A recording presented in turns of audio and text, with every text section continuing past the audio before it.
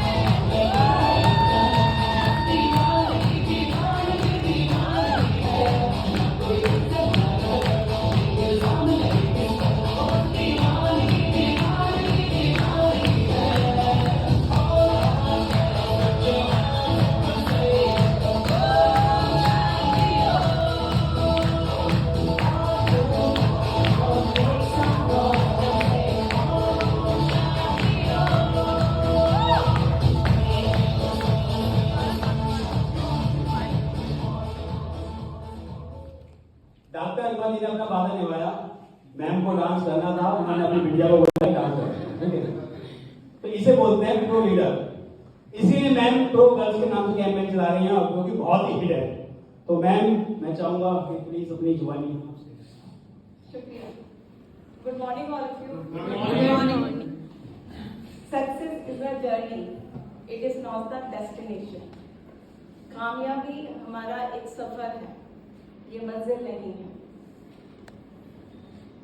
हम सब, मैं कुछ अलग ही बोलूंगी, हम सब अपनी न्यू जनरेशन को या हम सबको जो हमारे पेरेंट्स से मिला है तो एक डेस्टिनी डिक्लेयर कर देते हैं कि तुम्हें डॉक्टर बनना है, तुम्हें इंजीनियर बनना है।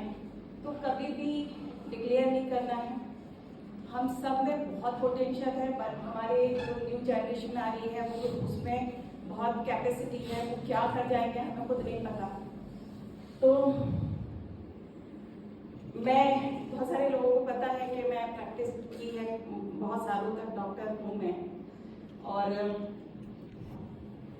जब अपनी ओपीडी में बैठी होती थी तो सबको पता है एक टाइम होता है डॉक्टर का कि वो खाली बैठा होता है और बहुत अच्छी प्रैक्टिस भी करता है, एक टाइम उसका ये भी होता है। तो वहाँ बैठकर मैं जो जो सोचती थी, जो जो सोचा है, शायद वो सोच है कि मैं आज यहाँ खड़ी हूँ।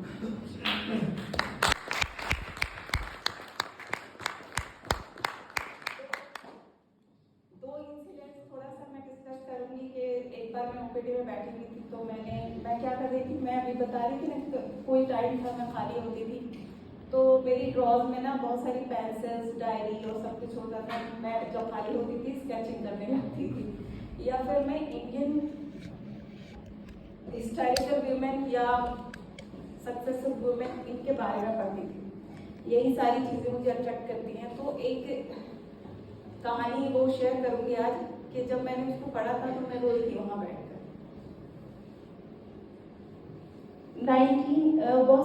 बहुत साल पहले की बात है, वो 1988 में एक लेडी थी, उनकी एज उस वक्त 43 ईयर ओल्ड। तो ये हमारी इंडियन जो माएँ होती हैं जो इसके आसपास की एज में आती हैं, तो उन्होंने क्या किया होता है, अपने बच्चों के लिए, अपनी फैमिली के लिए, अपने हस्बैंड के लिए अपनी लाइफ को डिवोटेड किया होता है। और उस एज में जाकर उनके जो टीनेजर बच्चे होते हैं या जो फैमिली होती है वो अब उनपे गैप आने लगता है। तो वो जब 43 की 3 ईयर की हुई तो उनके 2 बच्चे, 2 बेटे थे जो 17-16 इसके आसपास के थे। और जब उनका वो वाला फेज आया तो उस वक्त हमने देखा है क्या करती हैं माएँ, थोड़ा गुस्सा करने लगती हैं, चिल्लाने लगती हैं, बच्चे दूर होने लगते हैं, ये सब।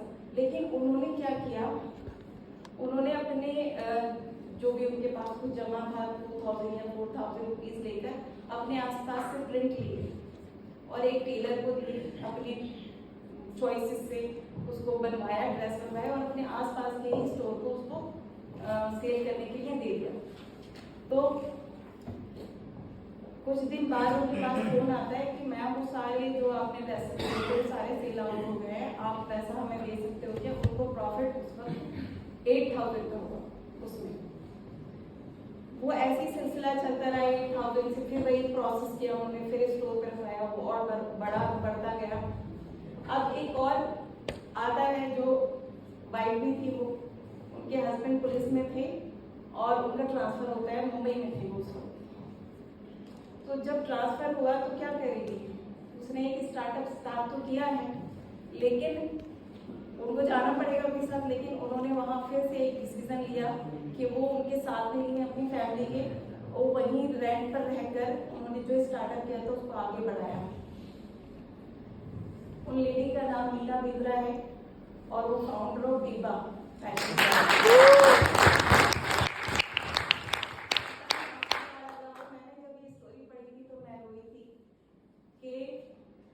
क्या मेरी जिंदगी, मतलब अभी मैं बोल रही थी ना कि डिक्लेयर नहीं करना है, मैं बहुत सेटिस्फाइड थी कि मैं जहाँ हूँ लेकिन फिर भी मुझे कुछ करना था, बहुत बड़ा करना था।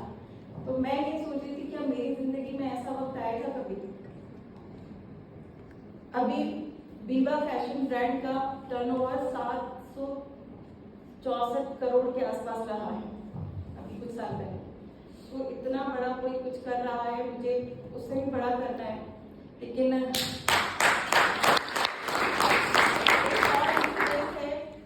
कि मेरे एक मेंटोर रहे हैं, उनको मैं सुन रही हूँ कई सालों से।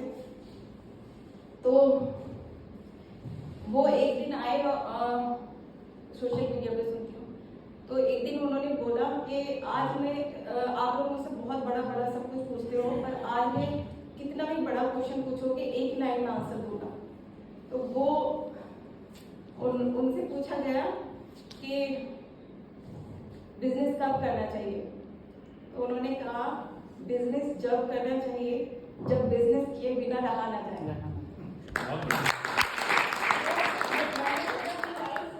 तो मेरे गूज़बम्स आ गए कि मुझे क्या मैं जिंदगी में ऐसा कुछ कर पाऊँ, मेरा कभी ऐसा टाइम आएगा कि मैं इतनी पैशनेट हो पाऊँ किसी चीज़ के लिए।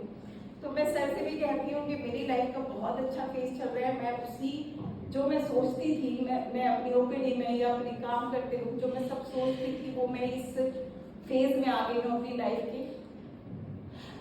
तो जो नए लोग हैं उनको बता दूँ कि एक डॉक्टर उससे बड़ा यहाँ क्या करेगी।